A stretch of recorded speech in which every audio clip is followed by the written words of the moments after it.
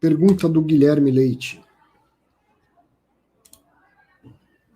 Em bens e direitos, o código dos FIINFRA não seria 11, fundos de investimento sem tributação periódica, em vez de 99? Guilherme, eu entendo que não, e eu sempre dou uma conferida em alguns outros materiais que possam me apoiar, né, para ver se eu não estou equivocado e tal, e eu peguei um material bem bacana que a Quineia fez, também como um tutorial de como fazer a declaração dos fundos Quineia. E a Quineia tem um FIINFRA, que é o CADIF, e eles também entendem que o correto é 99 outros, tá? Por isso que eu afirmei que sejam 99 outros. Bruno, você quer saber como declarar opções? É simples. Eu tenho feito no meu Instagram uma publicação de umas tabelinhas, que é bem o que você declara, onde você declara e tal. Lógico que não é um tutorial como no YouTube, mas tem umas tabelinhas. Eu estou fazendo uma por dia, fundo imobiliário, ETF, ações, BDR e tal, e vai ter uma de derivativos. Então acompanha lá que eu certamente mostro. Não é difícil, não. Cara, no ano passado, no mês de novembro, vendi 2 fundos imobiliários, uma venda com lucro e outra com prejuízo. Então, nesse caso, eu deveria consolidar os 2 fundos e declarar o subtotal. Os resultados você apura mês a mês. Então, se as 2 vendas foram dentro do mesmo mês, consolida. Lucro foi maior do que o prejuízo, sobrou algum lucro. Lucro foi menor do que o prejuízo, tem um prejuízo para declarar e para compensar com lucros futuros. É mês a mês no caso de fundo imobiliário e FIAGRO. Parte 2. Então, exemplo, 1.893 de lucro com 750 de prejuízo dá 1.147 de lucro. Tem que declarar na tabela de prejuízo esse ano de 2023 ou era no ano passado? Por que prejuízo aí? Eu estou entendendo, você teve um lucro de 1.800, um prejuízo de 750, sobrou positivo 1.147. Então, você teve lucro de 1.147. Já deveria ter feito o pagamento do DARF no último dia útil de dezembro, de 20% sobre 1.147, exceto se você tinha outros prejuízos acumulados que pudessem descontar. E agora sim, na hora de declarar lá em renda variável, operações com FII e FIAGRO, você vai declarar esse resultado no mês e o próprio programa vai mostrar que você tinha ou não imposto a pagar e perguntar se pagou. Era essa a dúvida? Consegui sanar a sua dúvida? Você teve lucro, tá? Todas as operações você faz no mês e pode juntar fundo imobiliário com FIAGRO. Comprou, vendeu com lucro, prejuízo, lucro no dia 1, prejuízo no dia 10, lucro no dia 15, prejuízo no dia 17, soma tudo no mês, vê o resultado. Sobrou, é positivo, é lucro. Tem que pagar imposto de renda até o último dia do mês seguinte. E agora é hora só de declarar, né? Tá dizendo que ele aprendeu a fazer a declaração com os meus vídeos desde 2018. O vídeo está guardado até hoje. Foi uma curiosidade minha também aprender a fazer a declaração dos meus investimentos, né? Era um grande amigo do meu pai, mas também advogado, entendia disso, e ele ia lá em casa e fazia a declaração de todo mundo. E eu ficava do lado lá, que eu queria aprender. Ficava vendo o que ele estava fazendo, perguntando, entendendo por que isso vai em tal lugar, que nome é esse, tá? E aí fui aprendendo, fui me interessando. Depois, durante uns bons anos, trabalhei ao lado do Joaquim Emídio Bicudo, grande abraço para você, Joaquim, que também é fera em imposto de renda, sabe tudo na ponta da língua, e não só de bolsa, porque eu sei aí negócio de investimento em bolsa. Você me perguntar financei um apartamento onde eu declaro, não sei mesmo. Mas de bolsa eu fui me interessando e aprendendo cada vez mais. E o Joaquim também, fera nisso, e aí eu aproveitei para aprender junto com ele, né, do que ele também sabia, e sempre documentando. E quando que foi isso? Talvez 2011, no blog, que está no ar, mas eu não alimento mais, eu fiz pela primeira vez um tutorial de declaração passo a passo com telas, print das telas do programa da Receita e tal, e isso foi um grande sucesso. E eu fazia, na época, o blog, quando eu comecei, era mais para ajudar os meus clientes. Eu era agente autônomo, tinha minha carteira de clientes, e aquelas perguntas que eram muito recorrentes, comecei a pôr no blog e mandava para os clientes, né? E só que está na internet, está para o mundo. E isso foi chegou até a imprensa e tudo mais.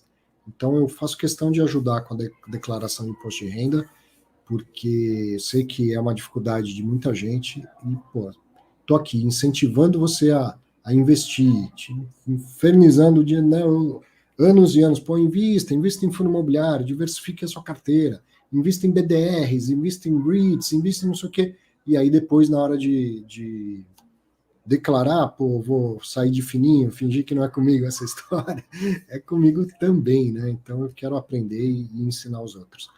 E à medida que a gente vai, o tempo vai passando, a gente vai envelhecendo, por que não? Vai diversificando cada vez mais o portfólio. Todo ano, felizmente, eu tenho algo a descobrir para minha própria declaração. Uma classe de ativo que eu não tinha no ano anterior, que eu tenho que ver como que eu vou declarar e tal. E aí eu aproveito para ir documentando isso e compartilhando com todo mundo. Quem ganhou cota do Game 11 declara qual preço médio? Olha, se você ganhou de verdade a custo zero, o preço médio, você tinha uma que pagou 10, tem mais uma que pagou zero, passou a ter duas, seu desembolso foi 10, seu preço médio é 5.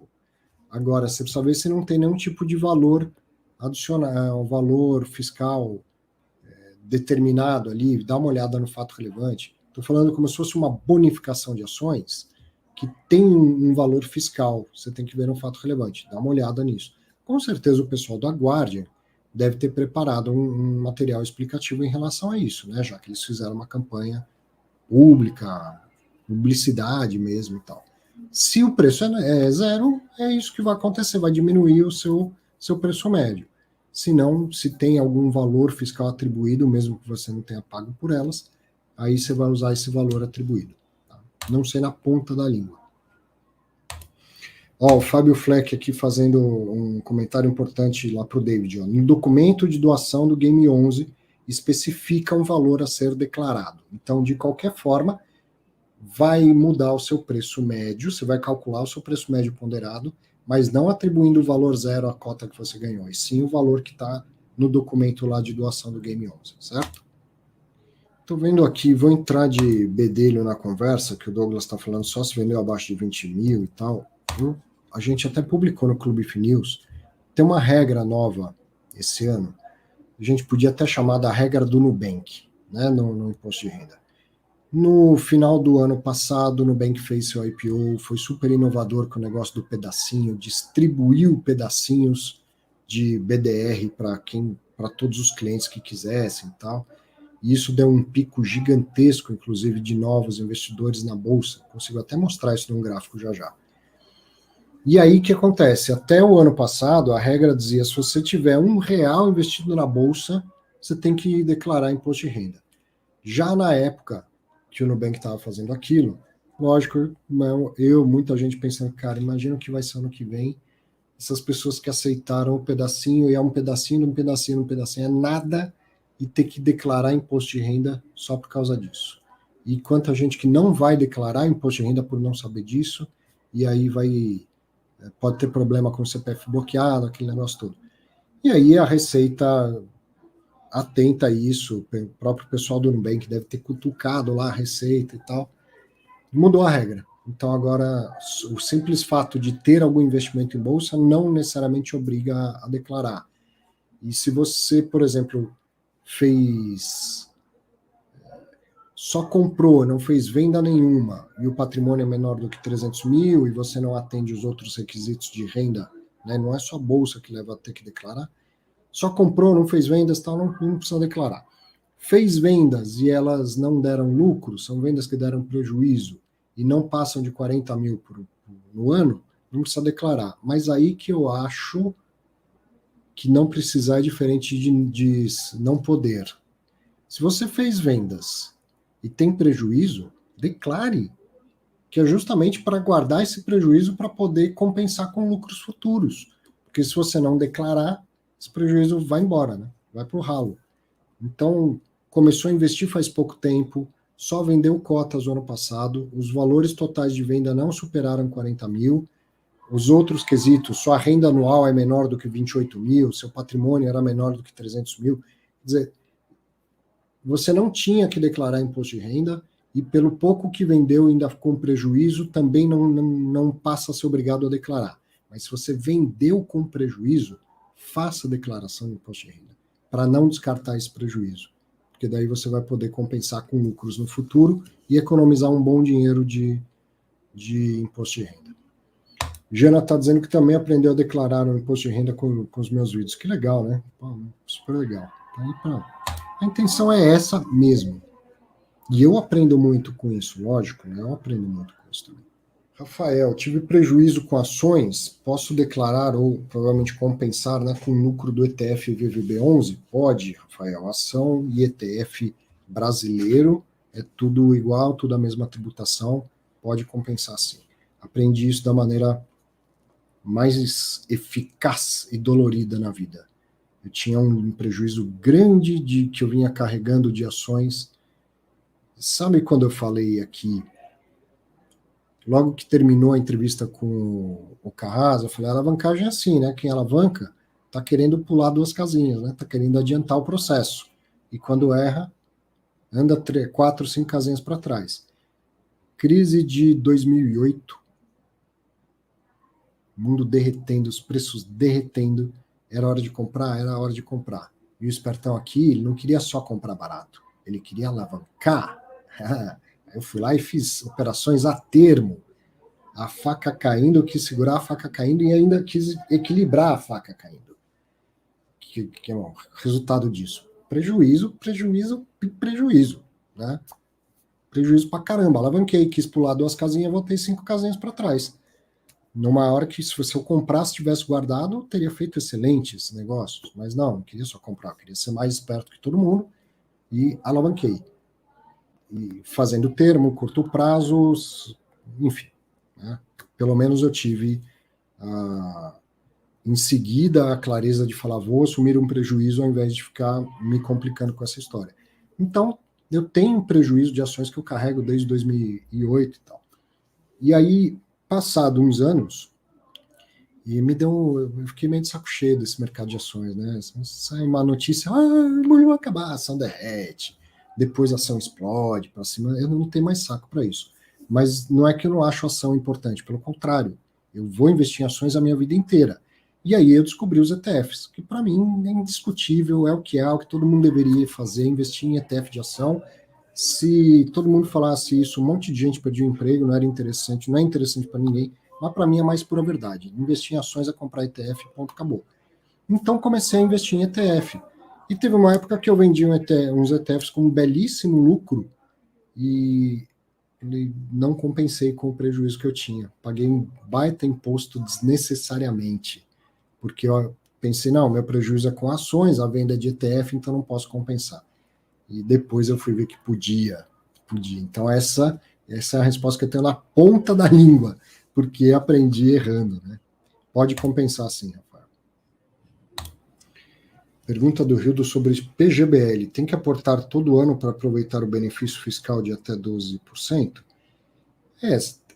Rildo, o benefício fiscal é de até 12% da sua renda tributável anual. Então, se você não aportar no ano seguinte, você não vai perder o benefício dos aportes anteriores, você só vai abrir mão desse benefício no ano corrente, vamos dizer assim, né? Tudo que você aportou, você já conseguiu compensar com o imposto a pagar nos anos anteriores. Se você deixar de aportar no final de um determinado ano, você só não vai ter essa compensação a fazer, né?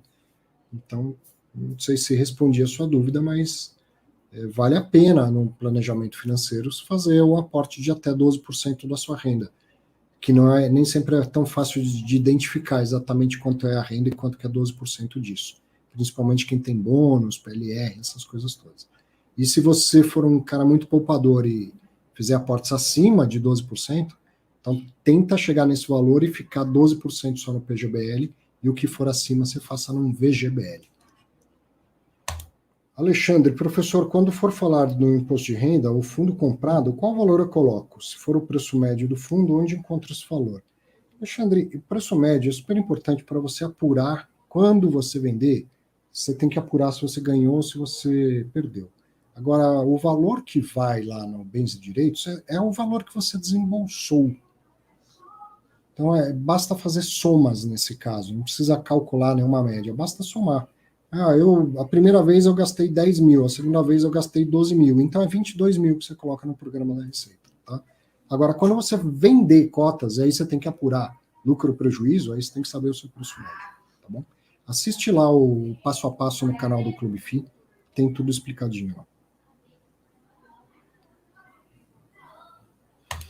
Jana perguntando, PGBL quando vence, o desconto do imposto de renda é retido ou temos que pagar? É retido na fonte, Jana, 15% retém na fonte, e aí depois se você tiver algo mais... O banco vai reter 15% na fonte. Depois, no ano seguinte, na hora de fazer a sua declaração de imposto de renda, você pode ter algo mais a pagar ou algo a restituir. Vai depender de qual foi o regime de tributação que você escolheu, e as suas outras fontes de renda, tá? Mas é retido na fonte e vai ser retido 15% pelo banco. Essa tributação não é definitiva e exclusiva, certo? O banco faz uma retenção de 15% que não é definitiva. Depois ela vai ser compensada ou complementada na sua próxima declaração do ano seguinte.